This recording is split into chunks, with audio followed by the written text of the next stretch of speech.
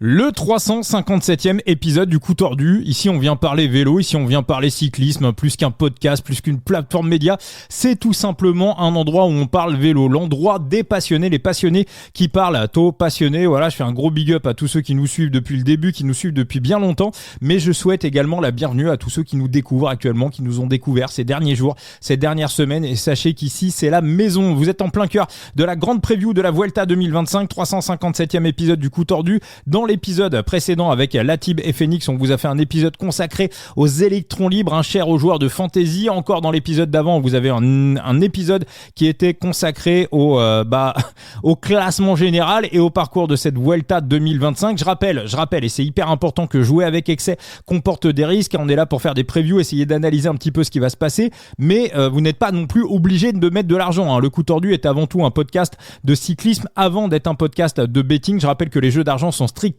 interdit aux mineurs et qu'on insiste absolument personne à jouer. Pour ce 357e épisode, on va y aller, Thibaut, on va parler des sprints et je vais me diriger vers Enzo. Tiens, on va plutôt aller vers toi, Enzo. Tu vas nous dire un petit peu comment ça se passe au niveau du barème. Alors le barème, identique à l'année dernière. En fait, il est calqué sur celui du Tour de France, donc pas trop de changements. La seule vraie information importante, c'est qu'il n'y a que 2 étapes qui vont rapporter 50 points au vainqueur, la première et la dernière. Surtout que tu as quand même au moins 2 autres étapes qui sont plutôt plates et, on va dire, sans vraie difficulté. Donc, normalement, qui auraient dû rapporter 50 points, mais qui en rapporteront que 30, comme la deuxième étape, par exemple. Après, est-ce que c'est plus scandaleux qu'une étape de puncher qui rapporte 50 points? Je pense que c'est tout aussi scandaleux. Parce que l'étape, je crois que c'est mettons la 19e, qui rapporte 30 points et pas 50. En fait, il n'y a aucune justification logique là-dedans.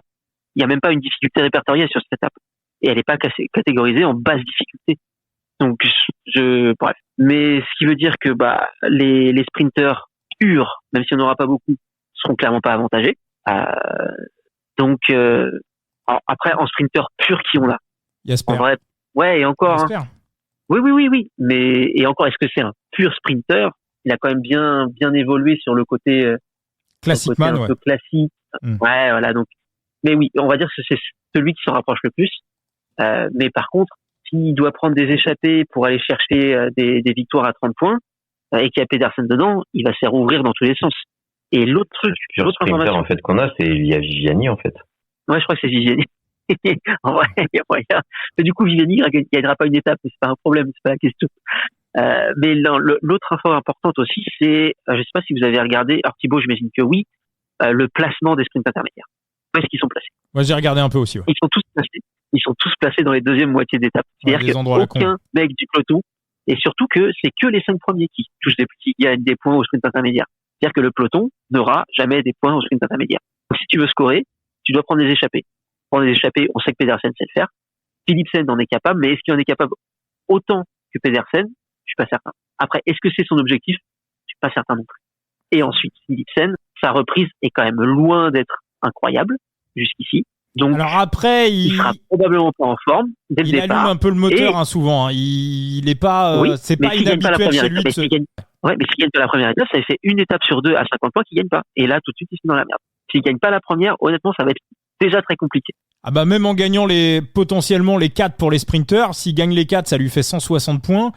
Il est absolument pas garanti qu'il reparte avec le maillot. Hein. Et surtout, vous vous rappelez quand on avait fait le podcast pour le Giro, vous étiez sur Pedersen, maillot cyclamen, moi j'étais sur Coy. Bon, vous avez raison. Mais le point où je m'étais pas trompé, c'est que pour moi Pedersen ne pouvait pas faire de podium sur les sprints massifs parce qu'il n'était pas assez rapide. Ce qui s'est passé, il a fait au mieux 4e. Et 4e, c'était d'être 18 points par rapport aux 50 du premier, avec un énorme gap. Là, Pedersen, vu l'adversité, il va faire plusieurs podiums, plusieurs victoires et plusieurs podiums. Oui. Donc, déjà, de base, pour moi, le gap par rapport à un Philipsen va être bien moins. Et il va récupérer des points là où Philipsen n'existera même pas, en fait. Sur les étapes pour puncher ou trucs comme ça, Philipsen, il sera pas là. En tout cas, dès le départ, sur les 4 premières étapes, je pense que Philipsen va un peu souffrir parce qu'il va avoir besoin de se mettre en jambes. Et Pedersen peut scorer énormément de points rien que sur les toutes premières étapes.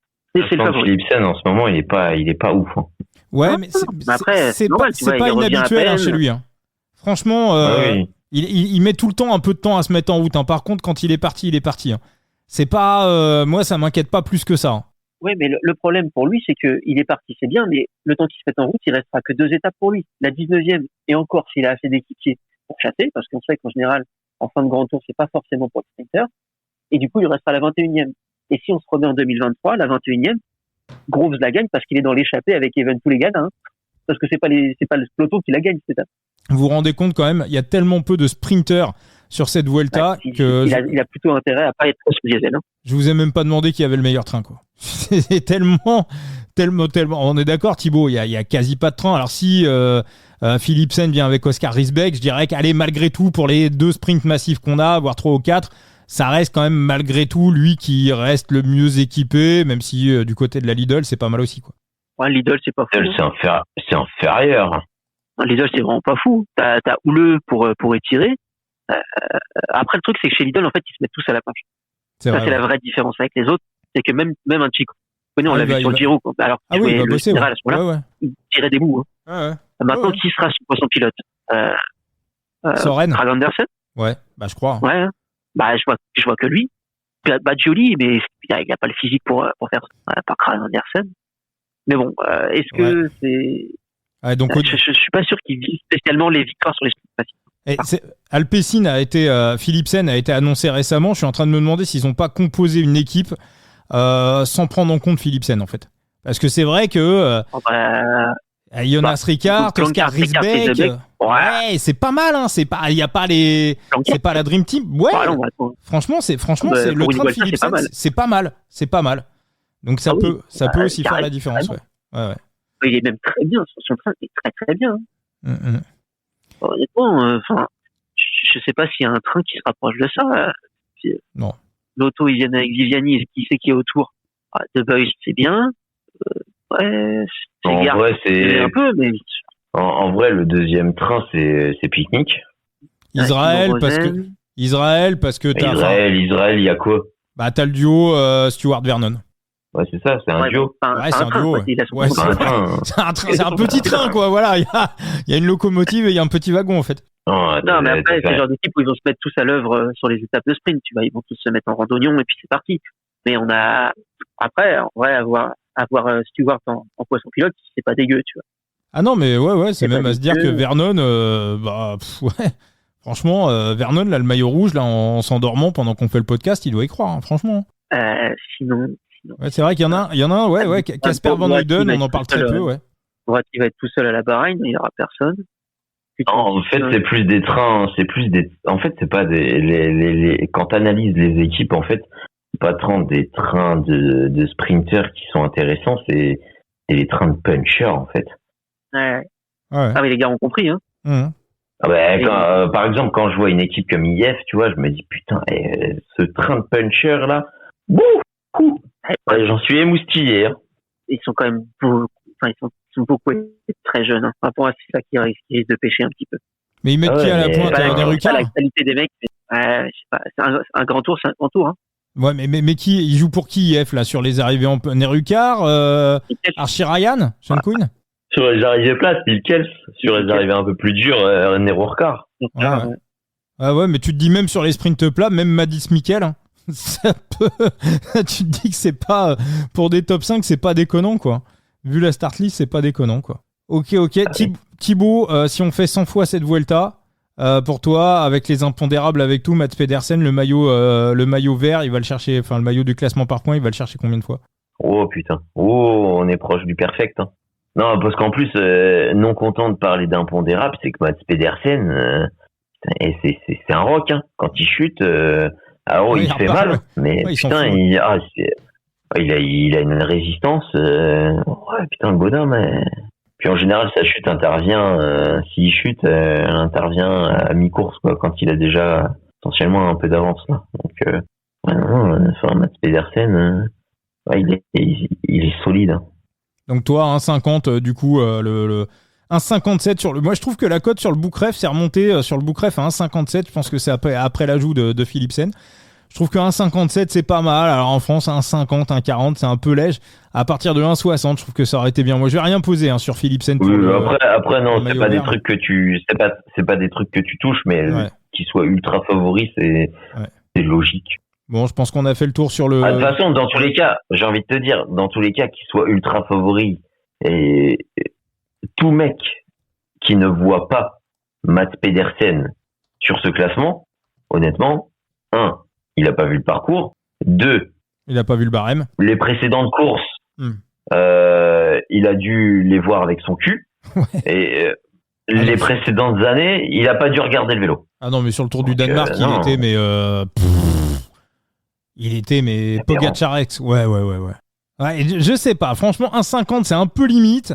Si j'arrive à trouver un poil plus haut, allez, j'ai un petit 1,60, je pense que je me laisserai tenter.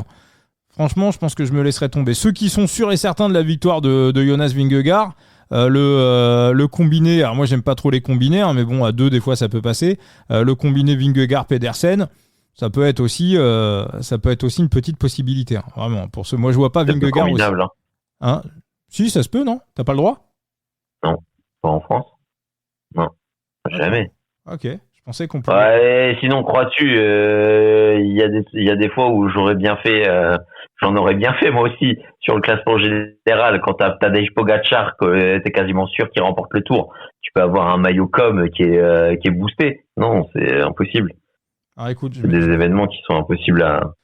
Ok, bon, écoute, j'ai essayé, c'est pas combinable. Bon, bah c'est bien dommage. Je pense qu'on a fait le tour pour le sprint. Ouais, il y a des match-up à l'étranger, attends sur ça. Allez. Je sais pas, je regarde. Non, oui, il y en a. Moi, j'ai fait le tour. J'ai pas regardé, donc hop. Alors les match-up, il y a quoi? Est-ce que ça va être des trucs encore plus longs? Oh là là. Est-ce que ça va sprinter ou pas pour Axel Zingler à votre avis? D'accord. Il va essayer, quoi. Bon, ça va le laisser faire son truc dans son coin, quoi. Voilà, c'est un petit. Parce que je vois Orluis Aolar à 2,08 contre Axel Zingler. Bah voilà, moi je me dis, quand je vois la compo de la Movistar, à mon avis, Aolar, lui, il est équipé pour tenter quelque chose sur ce maillot par points. Par contre, ce qui est sûr, c'est qu'il va sprinter dès qu'il pourra sprinter. Et il va se battre il va pour prendre ça. des échappées, aussi. Ouais, donc. Il y a un truc il y a un truc qui potentiellement me plaît. Bah, c'est l'Angelotti face à Finn Fischer-Black. Toi, tu vois l'Angelotti demain? Bah oui. Il est nul à chier en ce moment. C'est vrai qu'il fait pas une grosse saison.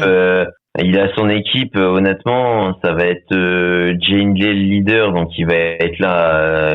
Quand tu regardes l'équipe et que tu sais que Pellizzari va être là pour jouer les étapes, ça fait que Finn Fischer-Black, il va rentrer peut-être un peu plus en protection de Jane Lee, tu vois, ça va être un peu le dernier des remparts, donc beaucoup moins d'autorisation. Alors que, quand tu regardes l'équipe Ineos Grenadiers, tu sais que, Egan Bernal est là pour le classement général, c'est un peu son objectif, mais tu sais que l'ADN de l'équipe, c'est courir un peu plus pour les victoires d'étape.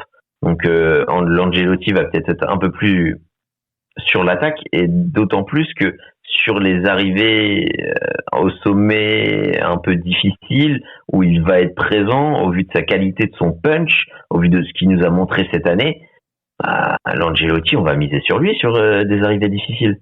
Donc il va engranger plus facilement des points que Finn Fischer-Black. C'est vrai. Donc là, il est outsider, il a combien l'Angelotti aux alentours de 2, c'est ça? Non, il est favori à 1,66, mais pour moi, pour moi, je le coterais même de l'ordre, tu vois, quand tu vois Jonas Vingegaard à 1,14 et Ayuso à 5, je le coterais un petit peu plus haut, tu vois, mais dans ces eaux-là, quoi. Vingegaard qui remporterait ce classement, et les côtés K4, qui remporterait ce classement par points, ça te paraît complètement délirant, ou faudrait vraiment qu'il gloutonne à la Tadej Pogacar, quoi, des grands jours?